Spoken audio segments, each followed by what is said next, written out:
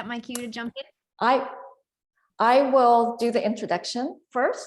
Okay. Good afternoon and welcome to today's nonprofit net seminar on DEI, diversity, equity, and inclusion in your nonprofit. I'm Dora Wong, one of the nonprofit net board members. We'd appreciate at the conclusion of the webinar your comments on today's program because it really helps us plan for future programs.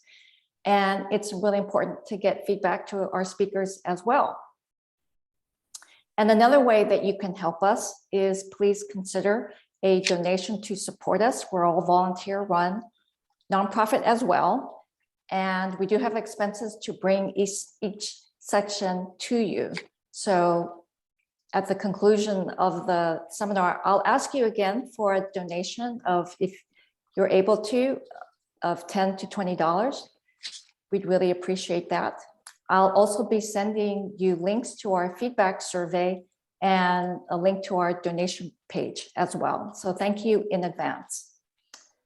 For today's presentation, these days, everybody's talking about diversity, equity, and inclusion. But what do those terms actually mean and how do you apply them to your organization? Today, we have a recognized expert on hand to help us answer those questions. Liora Norwich, who is the Executive Director of the Network for Social Justice. Liora. Hi, everybody.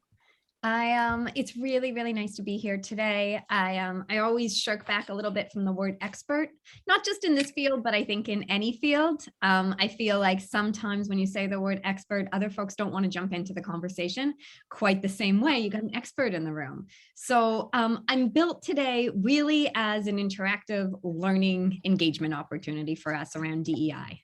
I didn't know who was going to be in the room. I have the pleasure of knowing a few of you. I can see that we've got a real diversity of organizations represented here, as well as individuals. We've got food banks, we've got organizations that do training, we've got organizations that work with guide dogs and sort of anything in between. And so a lot of it sounds like direct service, not all of it. I'm really excited to jump in. What I've sort of done today is a very basic, I want to meet you where you are in your DEI work. Here's some terminology to help us get started. And I'll say this again. And here's also a few good first steps that we can be considering. Maybe you're not on the first steps. Maybe you've already done an entire DEI plan and you've got some more questions that you want to throw into this mix. Maybe you've kind of done one step or you've started into this work, but you're kind of wondering where the roadmap is now. That's sort of what I've geared this to. Because I didn't know who was in the room, it's broad, but I really encourage you all to just ask some questions as we go. If you don't want to ask them out loud, you can put them in the chat. And I'm also going to provide my details at the end for us to, start to have a deeper conversation about some of this if you so choose. So I always tell folks you're going to see my messy backdrop just for a second. It's over. And we can start right in here. I'm going to move this up. So my name is Liora. I am the Executive Director of the Network for Social Justice. And you are attending Taking the Equity Challenge, exploring DEI, diversity, equity, and inclusion in your nonprofit. So really all I wanted to share with you is my name is Liora. I go by the she, her series for pronouns. And I used to be a visitor to the US. Now I am a resident in the US. I have a very international background in terms of bouncing around from a lot in the UK where I did a lot of my training to Israel and Palestine, where I worked for many, many years doing cross-border work. And finally, back in Canada briefly before coming here to the animal that is the suburbs of the United States. And what I do in the suburbs of the United States is I'm really involved in community organizing. I think a lot of DEI work, there's a lot of fancy titles, there's a lot of acronyms that are thrown at people. I joke all the time that Americans really like acronyms. But DEI work is, I think at its core, different aspects of approaching your community organizing, and digging in. And that is really what I've done, both internationally and now locally. And I'm thrilled to be doing it here with you all. This is the kind of work that I absolutely love. Looking at local power for systemic change in whatever organization you happen to be in, large or small. The network is a small nonprofit, and I think a lot of the partners that we have in this work and that we've been working with and supporting in this work, because we do have a consulting stream, are small nonprofits as well. So I feel like if that's you in one way, shape, or form, you're in the right place today. So I have a little bit of a sense. I'm really grateful people put in the chat who they were, what their name was, and their organization. And I'm wondering if anyone wants to put in the chat now. You can also do it a little bit later as we go on. Any DEI issues or why you have come here today. I often ask people what their intention is for coming to these type of workshops. What do you hope to get out of it? Or is there a specific DEI challenge that you're currently struggling with, facing, thinking about, that you'd be willing to share? And we'll give it a second just for folks to think on that. And I'm going to ask Dora as well if she would maybe read some of them off. Okay, haven't gotten anything yet. Someone just joined in. You're also welcome to speak up if someone feels brave enough to share. All right, Danielle has said, I'm always interested in the disability piece of DEI, but appreciate all the interactions. Madeline Mulberg has written, hi, I'm just here to have a better understanding of the DEI framework and how to look at our organization through that lens. Yeah. Great, thank you so much. Thank you so much, both of you. We are going to allow you to keep putting in both your intention for being here and your questions related to DEI. I appreciate that you said a DEI lens and framework, because I think that's a great way of viewing the workshop that I've sort of laid out for us today. As I said, we're going to try to meet you all where you are in this work. So please feel free to ask questions. This doesn't have to really just be me speaking at you. I would like to first start off with some terminology. I think a lot of people have heard a lot about DEI, and I wanted to break down some of the concepts into their component parts. I also then wanted to start thinking about how people could be promoting DEI, or as someone put it, the DEI lens and framework in their organizations. And with that, I really feel like with this workshop, I want to move from some of the more theoretical aspects of DEI to some of the more practical, how you can take those first steps, or maybe how you could even go deeper than those first two steps through a larger action plan or framework. I would say I would love to hear from you all during this presentation. If it's possible, if you don't have a question that you want to speak out loud, if you could put yourselves on mute, that would be great. There's a lot, I'm getting a lot of background noise. So that would be great just as we're going just right now. Liora, I'm just going to chime in here with a couple of other comments that people have made in the chat room. Mm-hmm. One is our DEI team has been together for about 9 months now, getting to know one another, but we are at the point at which we want to engage a consultant to assess our organization and work with us to set priorities going forward toward change. Great. Another one, we have been doing strategies, but wanting this more systematically. Also work as a capacity builder and think about framing this conversation. Actually, quite two more I'm just going to go through real quickly. We are serious about working to become an anti-racist organization, both through the work we do and within our own org culture. And finally, Arts Collaborative Medford is a newly formed organization, and we're working to ensure our board and staff are more representative of our community and that our facilities and programs are inclusive and welcoming to all. Thank you so much, everyone. Those are great. Yeah, thank you all for sharing that out. Look, it sounds like you're all at different points in this work. Some of you are a little further along, some of you are reflecting on what you've done, and some of you are more in the stages where you know that you need to be doing the work and you want to figure out where to go. I hope different aspects of this presentation speak to you all, and I'm happy to speak to anyone who would like to afterwards. My team and I work together on this, so I'm just one of a few people who do this work, and really our specialty is reaching out to smaller nonprofits. So we're starting with some terminology. And I think probably all of you are familiar with the terms, and let's just make sure we're on the same page, because I think there is always what to learn with this. So we're starting with the word diversity, DE&I. So diversity is the different characteristics that make up individuals or groups. Okay, make an individual or group different from one another. Effectively, diversity is about identity markers. The ones we think of all the time, those I would argue are the internal dimensions. We think about race. While race is socially constructed, it is a big part of how we would define our internal identity often. Ethnicity, gender, ability, sexual orientation, religion, and more. Okay, so these internal dimensions that you see on the model to your right.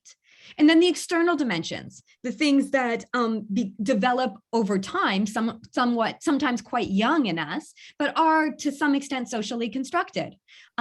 Even our personal habits, our religion, our educational background and work experience, our appearance, our parental status, a big one that defines identity, marital status, geographic location.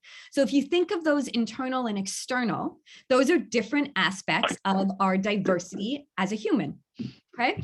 And then we've got, I liked this model a lot because we also have an organizational dimension that's happening. Hello. Oh, I'm wondering if we can just, if it's possible, if folks could just mute themselves, and again, unmute whenever you have a question. All right, I'm going to mute all. Okay. And I will unmute myself. So this organizational dimension, the red circle, the most outer red circle, is interesting because it talks about ourselves in a work community, and it talks about power dynamics, balances and imbalances that could exist in vis-a-vis our identity in relation to both our internal and external dimensions. When we think about intersectionality, when we think about diversity, it's really important to think of intersectionality. I think a lot of us know inherently what that means. Intersectionality is the interconnected nature of social categorizations. So how our race and our gender, how they're often regarded, those are only two, our age are often regarded as overlapping and intersecting categories in ourselves. We are not just one thing. Oftentimes, when we think of intersectionality, we think of how a number of these dimensions convey privilege and power. Okay, our race, our ethnicity, our language, that's missing from here. Even our religion, if it's part of a dominant religion of the culture that we live in, can all be seen as aspects of privilege or power. Conversely, sometimes we see these characteristics, gender, sexual orientation, age, as compounding to create discrimination or exclusion, to leave us in a dominant society powerless in some way. What I often ask folks to think of when they're thinking of diversity is how sometimes these things can exist in one person at the same time, how we can feel powerful in our lives in some way and privileged in our lives in some ways and powerless in others. And sort of thinking through that intersectionality of difference whenever you're sitting around a table with your staff, with your family, with your nonprofit, with your interns. You know, I've actually done this slide a few times with my interns where we've talked about our identities. So one thing is when you look at a wheel like this, and we're going to talk a little bit about learning communities later, when you look at a wheel like this, it's about thinking about your own identity and how many dimensions speak to you. And if there's one aspect of that identity that has been really significant in your life experience, that's a great way to start when you're thinking about diversity. I think when we think about it often, and I'll talk about this later, we think about counting. We think about ethnicity and race, and we often forget some of the other dimensions. And holistically, when we're talking about intersectionality, we should look at a lot of the dimensions. Ability is a big part of thinking through this. So this is the D in the D, E, and I, okay? E. E is equity. And I think most of us would understand, I mean, most of us are farther along in this journey, most of us would understand equity in some way is about fair treatment, opportunity, or advancement. Okay, it's about identifying and eliminating the barriers that prevent us from participating fully in any interaction that we're in, be it a work or a social or a family environment. Right, I've added some links here, and I've definitely got some resources for you at the end here that I've curated over time, which I think do a really good job to speaking to these points. This image has been replicated more times than I can count. When you Google equity online, you will get 20 different images. And I really think if I'm going to give a little push for this, this one is fantastic.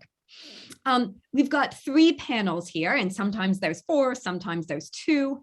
I think in the first image, what we're seeing is we are assuming that everyone has the same benefits. Everyone is at the same starting point.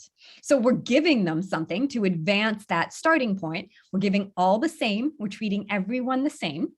And here, equals same. Okay. Same box given to everyone. The assumption, we're going to talk a little bit about underlying assumptions when we look at problems. The assumption is that everyone benefits from the same supports within the system, okay? But clearly the benefit is not being equally distributed. When we go along, we see the second image, individuals are actually being given different supports, all right? They're supplying differential access and opportunities based on different starting points. And that's often how we have understood equity. And this is why I love this diagram so much. We've understood equity to be, look, we don't all have the same starting points. And when we're thinking of work opportunities, when we're thinking of engagement and access, we have to start from different points in order to make sure everyone gets to the same point that they need to be. Okay, so assuming different starting points for different accommodations. A lot of folks, when I do workshops like this, say, well, this is affirmative action. You have to get more in order to get people to the same place. Okay, I'm sharing something out that actually just came up in one of our workshops. Let's leave that hanging for a minute. Let's look at the third panel there. The third panel, we can see that there's a game without any supports and accommodations, okay?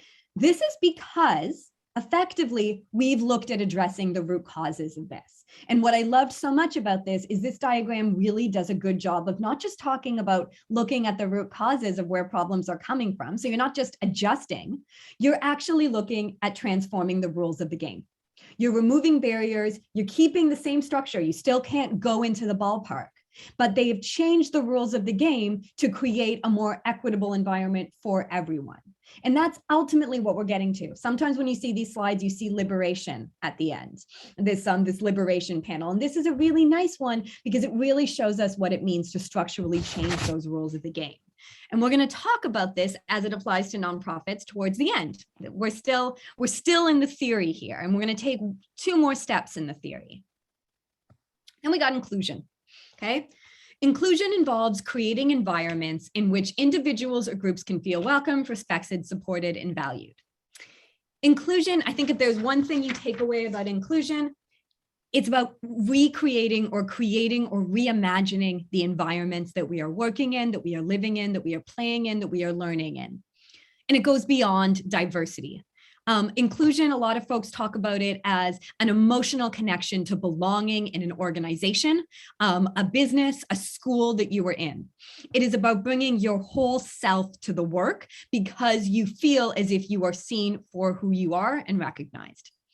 So here we have words, inclusions, often people talk about it about integrating and valuing difference, figuring out how not just to accommodate different things, but how to actually value the way people are showing up differently as a source of creativity and energy for an organization, business, institution. And how inclusion definitely affects how people work. It also affects how we communicate in meetings, how we make decisions, and how we start to plan actively by integrating these different approaches and perspectives. And inclusion, and I feel bad jumping on inclusion here, inclusion's ongoing, just like all of these things are, just like equity is, just like diversity is. These are all part of a longer process-based approach. And I feel even just from the little bit you all shared that if you're working to be an anti-racist organization, you're already there and understanding these as process-based. I really loved some of the terminology that's coming out around inclusion about building new habits or micro behaviors all the time. So there is no arrival point for inclusion, but when you're talking about changing culture, you're talking about changing those micro behaviors on the individual to the interpersonal to the structural level that are bringing you into the work. Okay, so inclusion's a tall order for sure. And this is one way to break it down. That diagram on the right, I think, helps us as well. So what does this mean when and I'm trying to be mindful of time, when we're talking about DEI and going a little bit deeper into the work? So I'd love to hear from you all. A break here from just listening to me rattle on. How could promoting diversity, equity, and inclusion positively impact your organization? I'd love to hear just some thoughts in the chat.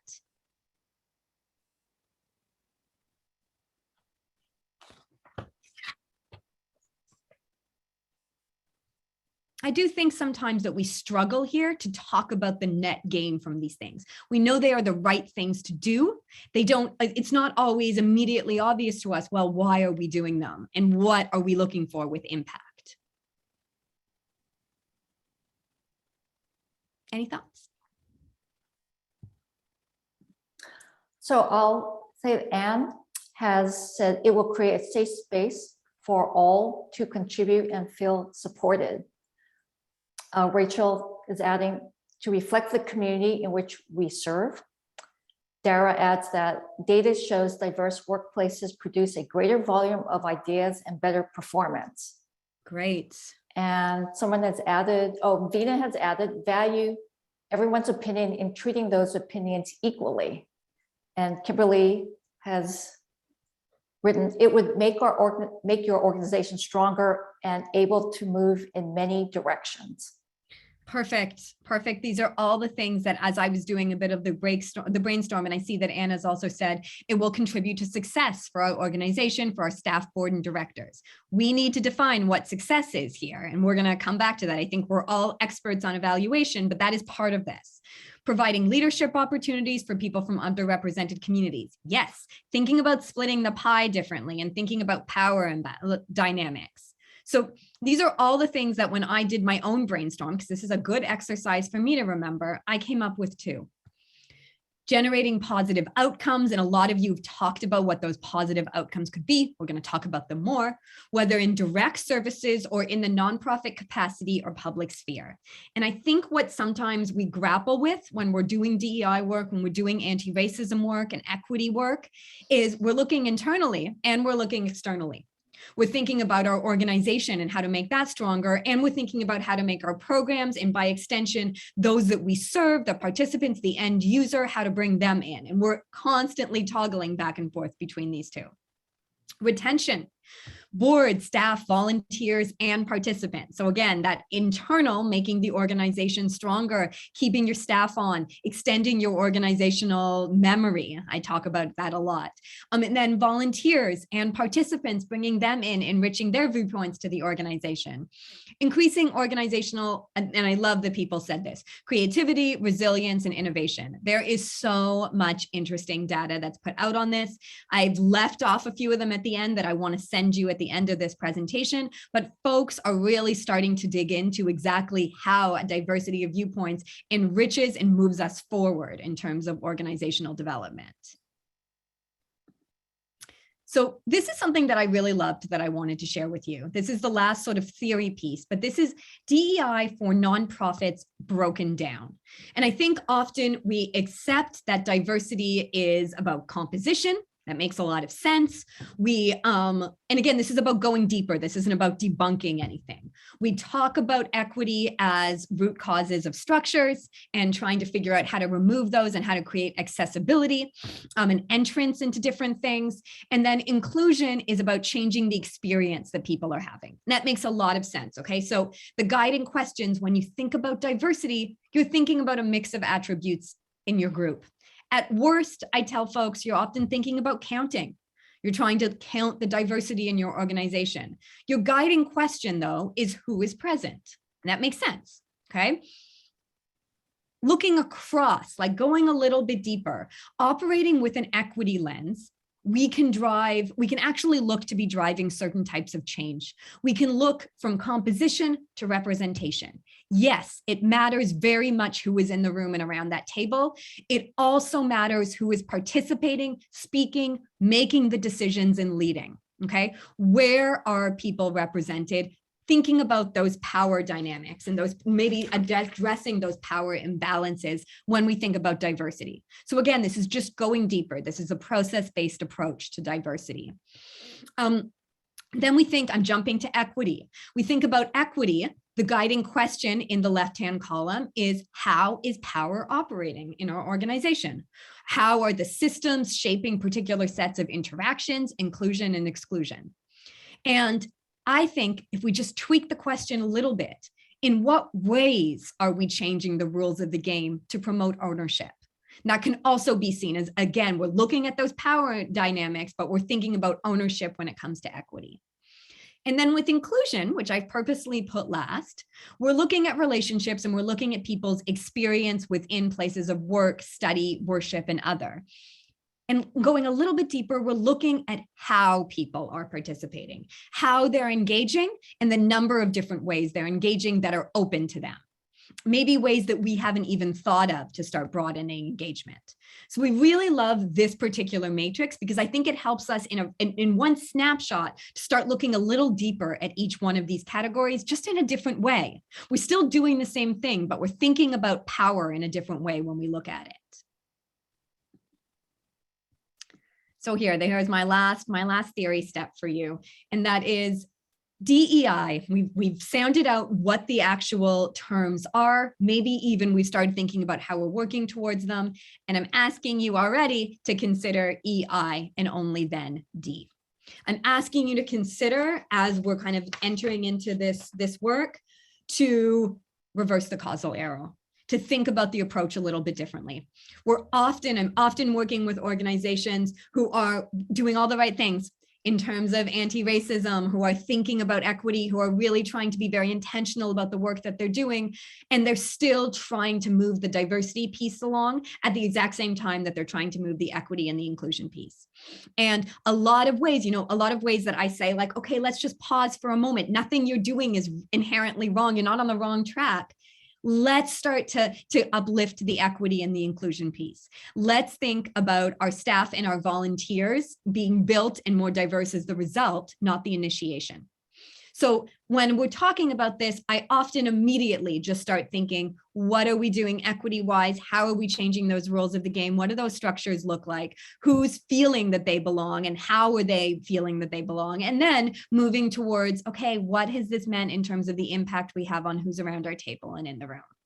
And sometimes this can just be a very subtle causal shift, but I think it's an important one to think about. I feel like these terms, I understand why we didn't call them something else. But EI and D, even though it's a little bit strange to pronounce maybe for some instead of DEI, might be the way that we need to start thinking about it. EI and D and B. Belonging is another terminology that I think a lot of folks are using, and I'd be happy to have that conversation and get some of your thoughts on that. Okay, so here I promise that regardless of where we are in this work, we can go a little bit deeper here, moving away from some of the theory and towards some of the practice. And I'm personally sharing that I've been frustrated myself sometimes, both as we're doing this work in organizations and as I start to research and do the interminable Google searches for just what equity plans look like, how in depth they are, which is fantastic. There's so much good material out there. But often if you're a small organization and you're starting into this work, and I was sharing this with Dora at the beginning, and you're seeing these equity plans that are 8, 9, and 10 steps, where you're looking at the massive amounts of assessment and data gathering in the middle, it can be very daunting. And so I really started to think myself in the last year or so about what it means to sort of start applying an equity lens and where smaller organizations may start. This is not going to be the end of the journey in any way, but this is sort of thinking about how to distill some of the steps down. So first, I think most of us are familiar, but just to make sure we're on the same page of terminology, what does it mean to apply an equity lens? Effectively, it's asking a set of questions related to diversity, equity, and inclusion to interrogate or to question the practices, the policies, the interactions, the hiring that is happening within your organization. So to really break down different organizational components from hiring to fundraising to community outreach and start to ask some of those difficult questions. And there's a lot of really good diversity assessment plans. I will mention one a little later on. It's a deliberate examinations of both your policies and your outcomes. And there's a lot of different ways to do that. So where to start with this work of applying an equity lens? And I've used it as a really general concept here. So that is a little bit of a disclaimer on my part. I suggest that maybe there are 4 very broad steps. These can be taken in this order. I think there's also an opportunity to mix up the order as you go along.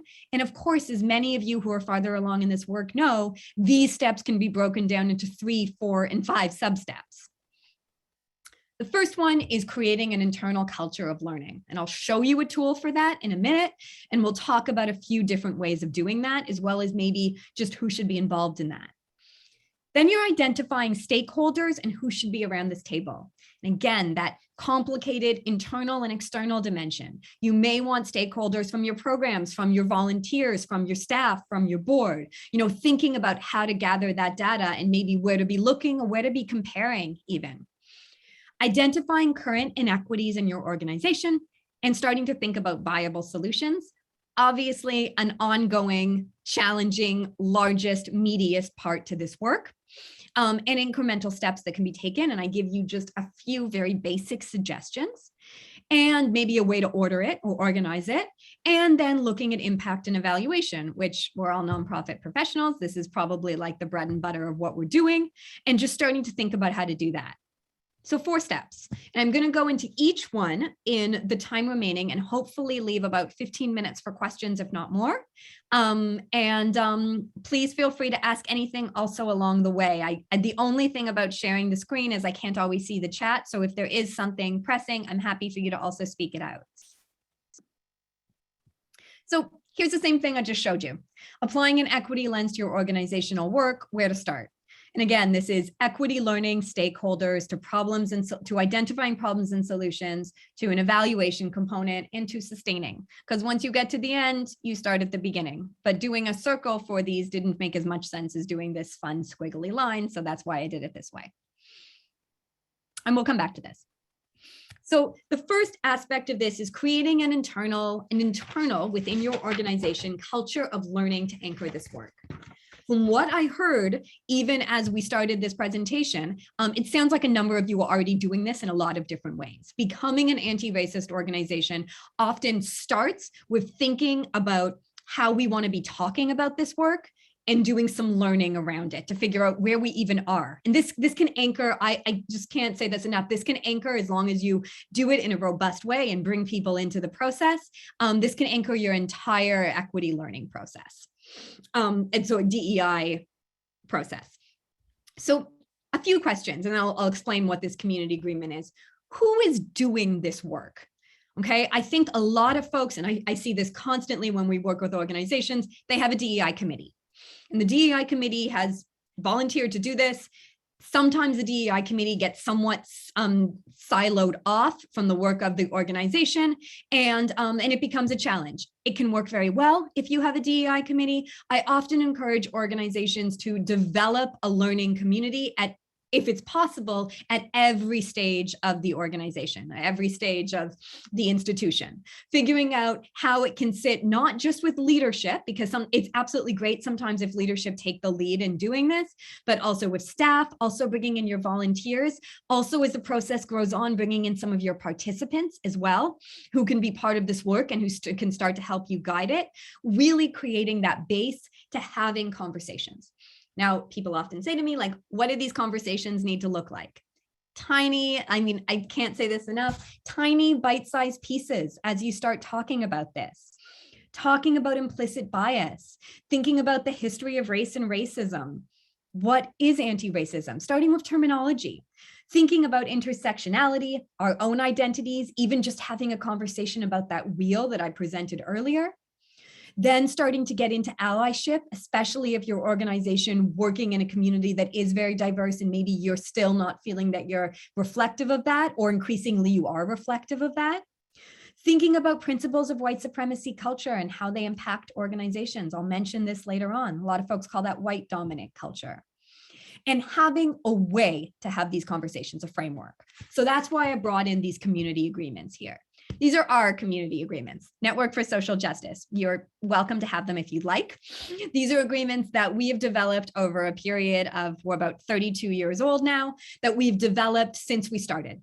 And we started to codify them. We've said that they are part of agendas for meetings, that we revisit them as we have challenging conversations, that we all bring in ones that we're struggling with less or more. And they help us to have conversations that are often challenging when we think about how to practice the respect of silence, what it really means to share airtime, how we can adopt both and thinking. I tell folks constantly that's a real challenge for me. When I'm writing even, I try to figure out how to not include but or either, but how to adopt both ways of thinking. That's a real micro behavior when we think about inclusion. And that can be really powerful in an organization when that starts to become actualized in emails and memos and conversations and even in meetings. You know, folks often in the network will say, well, it's a both and. All right, that segues the conversation. That changes what we're talking about or the tone of how we're talking about it. So this community agreement can be one great way, and I encourage folks to develop their own based on the field that they're in. It can be one great way to have that learning community and start that off and anchor it. I also share with folks, you know, just as I don't think it should just be siloed to one part of the organization, don't have your staff doing it on their own time. I think a lot of nonprofits really want to do these things at night. It's important work, but there's also daytime work. This has to be part of lunch and learns. It has to be part of afternoons. The organization has to be committing a regular amount of time to it. And that's a real challenge. And sometimes that means that we have to think about timing and sense of urgency around this work. But I feel like that's a really important signal to be giving when you're doing this work. So that's one aspect. That's this internal culture of learning, and that's number one. So number two is identifying stakeholders who should be around the table. And I struggled, you know, when is the right time to start reaching out to your stakeholders, to start assessing where you are in terms of who is around the table. A colleague of mine used to love saying, if you are not around the table, you are on the menu, meaning they are talking about you, and this is nothing should be done about you without you. And that's a good way to think about it. So there's really no too early stage to be thinking about this. So the question that I would have around this that I often pose is, what data do we have to assess who's present and who's missing, both from the organization and from the programs? And here's that external and internal dimension again that we're struggling with. So, you know, they said in the MBA, don't boil the ocean when you're looking for data. I believe that's true. Sometimes it's what's at our fingertips, what we can easily assess, what others are doing. And so here's some ideas for when we're starting to think about just the stakeholders that should be involved in this, doing that mapping or that assessment, and figuring out how to find out who could be involved and how we could outreach. You know, identification. Program attendance is a great one, maybe not for the last 5 years of your programs, but for the last 2 or 3. Obviously, your mailing list, thinking about your history of board placements and also who you approached who declined to be on your board, I think is a really big one. Thinking about your donor base and where the holes might exist there and where some opportunities might exist there to bring people into the work in a different way. Past applicant job archives is a major one to think about who you've hired, who hasn't accepted the position and who has. Program partners, who are your program partners and who could you be speaking to from that community? And then you've got some really, really, really important external benchmarks. You've got some census data for sure from your town or other, and you have similar programs or organizations that are operating and who they are working with. And that's a great benchmark to compare to when you're thinking of this stakeholder outreach. So step 2, we've got the internal learning community and we have the stakeholders. And I promise we're getting there. Then we've got probably the most sticky, most meaty part, identifying current inequities that you want to address. And again, I know I'm blue in the face a little saying this, the external and the internal dimensions to this, okay?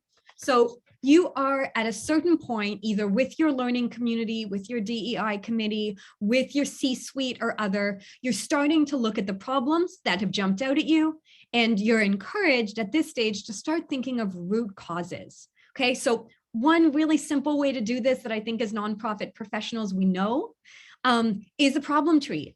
Another is a symptoms chart to start helping us as a group. This is a great learning community exercise, digging down and start thinking of unpacking the issues together, keeping to ask why until we get to those structural root causes. Remember that last panel on the diagram about equity. There's a lot of different non-fancy tools to doing this.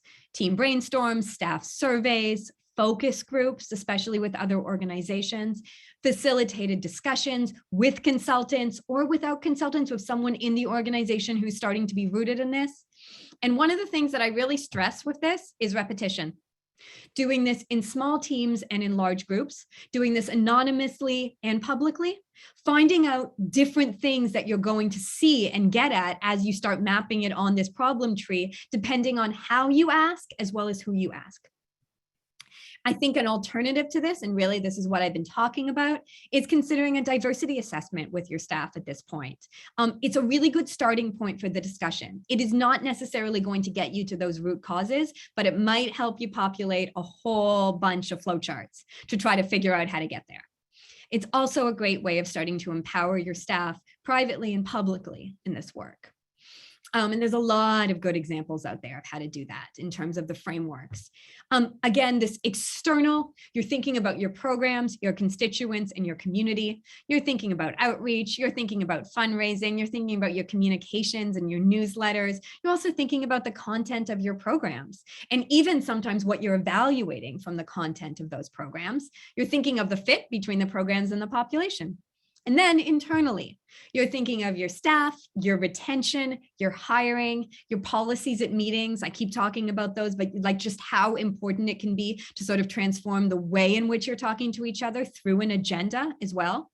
And that's all the internal, okay? And that's all the power imbalances as well that you're seeing. So there's a lot to work on. And I think organizations often really struggle to figure out, well, should I be approaching the external or should I be approaching the internal?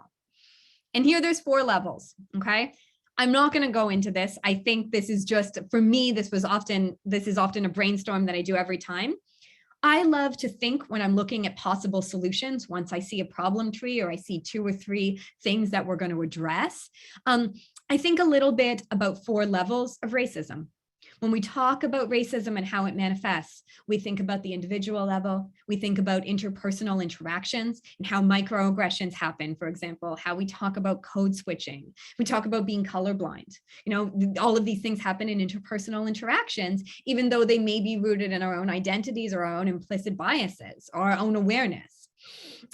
Institutional level, you know, when we think about racism, we think about how institutions, their structures, their policies, and their practices are manifesting this and maintaining this and replicating this. And when we think about the cultural level, we think about examining cultural norms that are upholding this, that are feeding into that individual level. When we're looking at these solutions, a really great way to start organizing them that I think appeals to a lot of folks because they have done that work on racism and how it manifests is looking at these levels.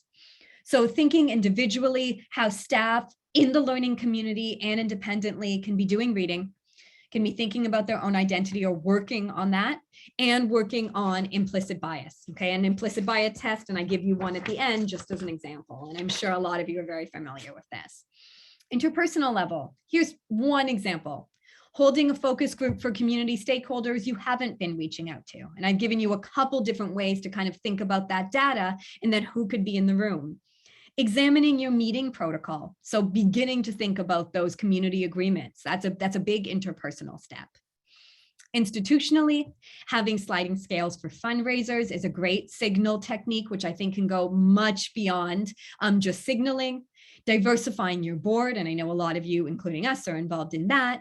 Rewriting job descriptions to emphasize skill levels rather than simply education levels. And that can be done by, you know, starting to assess and look back on who applied for the jobs, what your job descriptions have looked, and staff retention, bringing staff into that process. And finally, the cultural level. Okay, so examining norms of white dominant culture in your organization and where they are showing up. And there is just so much good material on this to start thinking of both in a learning community, but also starting to institute some of those practices while you actually are building your programs. And there's ways of doing that, of really building in some of these steps. So it becomes very, very, very practical. Lastly, and I don't want to take too much more time now, is thinking about your impact and your assessment. And here, I know that you're all sort of experts here. Here, one thing that I would mention is a lot of folks talk about creating an equity mission statement. How do we live into our values? How do we signal to other folks that we're doing this work? How do we be visible in this work that we're doing? And I think that's really important. I often don't think it comes right at the beginning of the journey. And truth be told, I'm not sure it comes here as well. It comes at some point where we are setting benchmarks for ourselves about what the work we're doing and what we are hoping to achieve. And I think it's a great way to sort of anchor some of the impact and evaluation, but it probably comes in much before the point where you're starting to create those concrete benchmarks for yourself. And that is really all I have. I would love to have this presentation available for you all in order for you to reach out to me at the Network for Social Justice. We do quite a few trainings as well as one-on-one consultation around this. And with any questions at all, I am happy to put my email in the chat. And I'm actually going to stop sharing. We have at least 10 minutes now, and I would love questions or feedback or thoughts. I know I've missed some things in the chat, so I apologize for that. And yes, the slides will be available.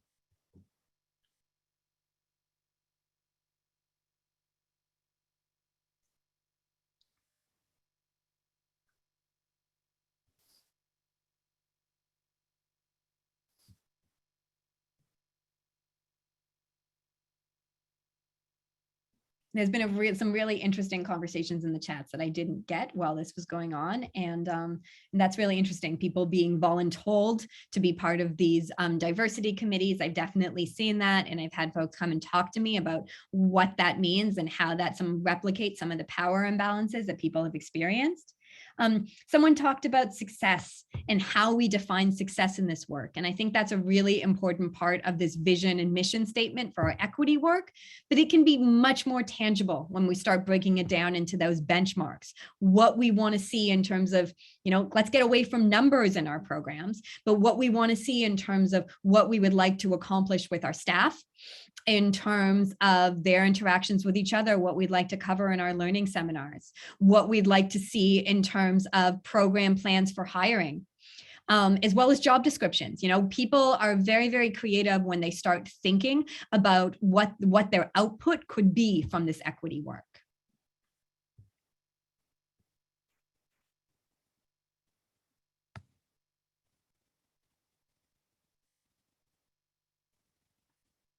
Yeah, Beth. So, when you're a small organization, it always seems to me, one, it's very hard to have everybody a part of every discussion, but then it also seems really strange to have a subcommittee because, if you're only 12 to 15 people, so do you have suggestions about that? And also, how much work has to be done? So, and also then there's the power dynamics of role.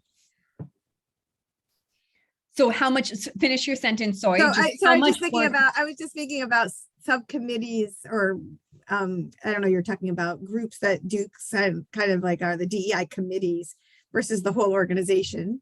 So it's like, how do you then roll out what a committee does to a whole organization? And then what size organization needs a subcommittee versus like the organization is a subcommittee? So with a tiny organization like 15 people, I would really strategically talk about involving everybody in those discussions. In larger organizations, we think about the C-suite, we think about managers, we think about getting representation across all the divisions, but the idea is literally every single level and everybody comes into this work, all the way down to your volunteers, all the way down to, I have organizations that have not included their interns. And I'm like, why not? Just like us, our interns are some of the most diverse part of our organization. Let's bring them in. So, and let's maintain, sometimes folks can't maintain, there's a rationale of, oh, well, this person's going to be temporary or these are volunteers. And yet these members of the C-suite have been here for 5 years.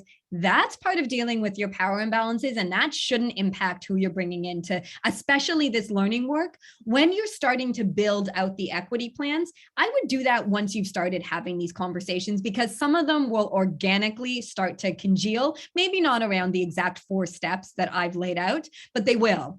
And some of the problems will start to surface. 15 people, include everybody. And make sure that you're doing it at a time that is work time, because that is everybody's work as part of the organization. And that's a great way to signal it.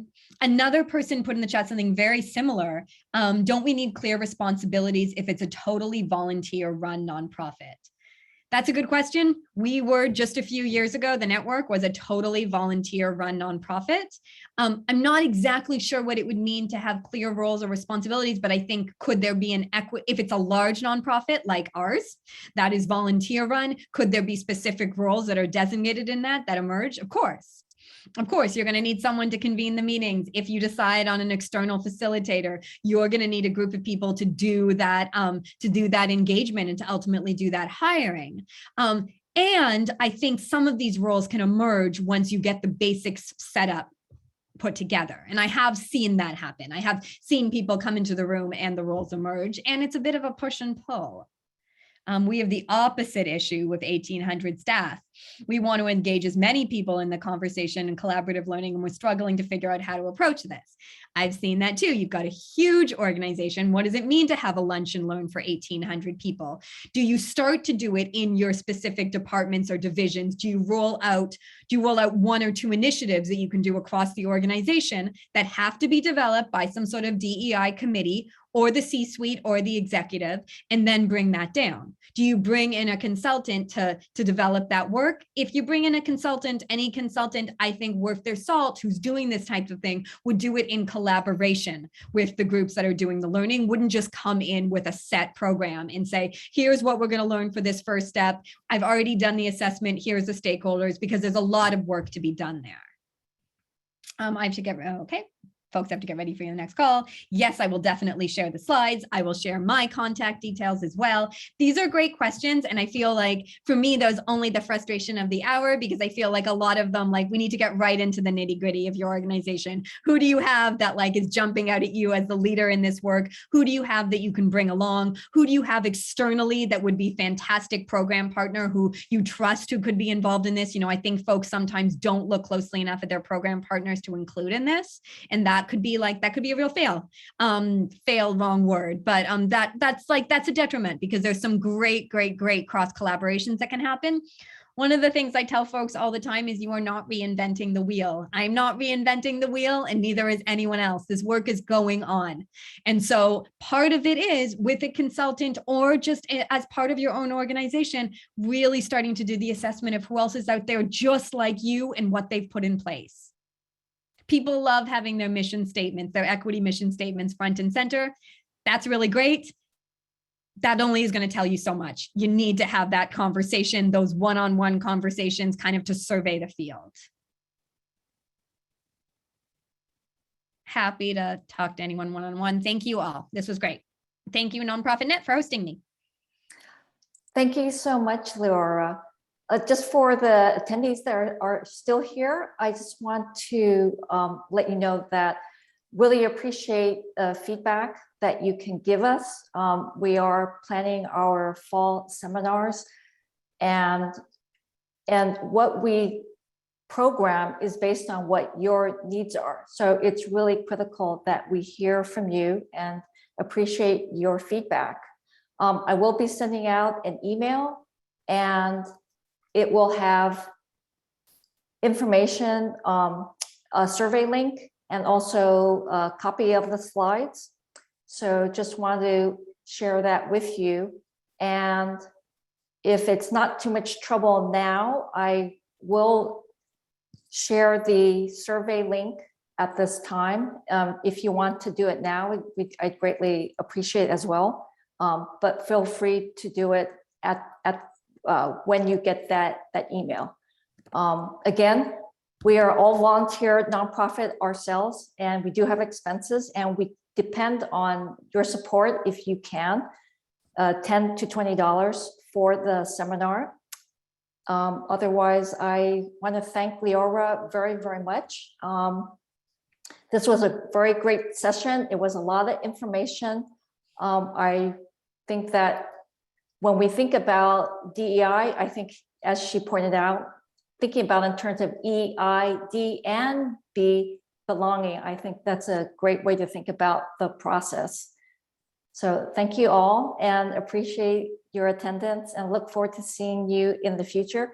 Feel free to reach out to us. We do have a newsletter that's coming out monthly. We're on LinkedIn. I'll probably touch base with you on LinkedIn just to make sure that you're on our mailing list and you hear about the programs that we do offer. Thank you very much. Take care. Thanks, everybody.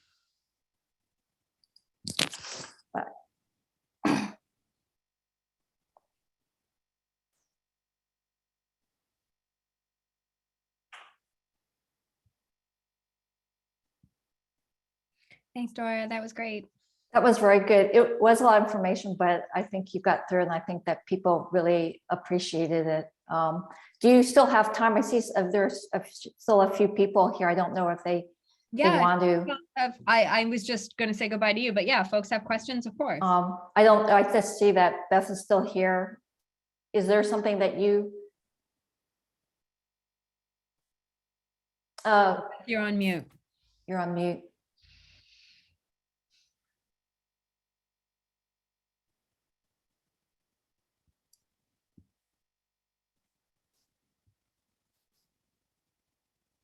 Oh, she's gone. Okay, I think we're good. All right. Okay, thank you so much. I appreciate it. All right, take care. Would you be able to send me the participant list so I can reach out just and give the slide deck and my email? Yeah, it'll be part of something that I send out as well, but I'll get that to you. That's no problem.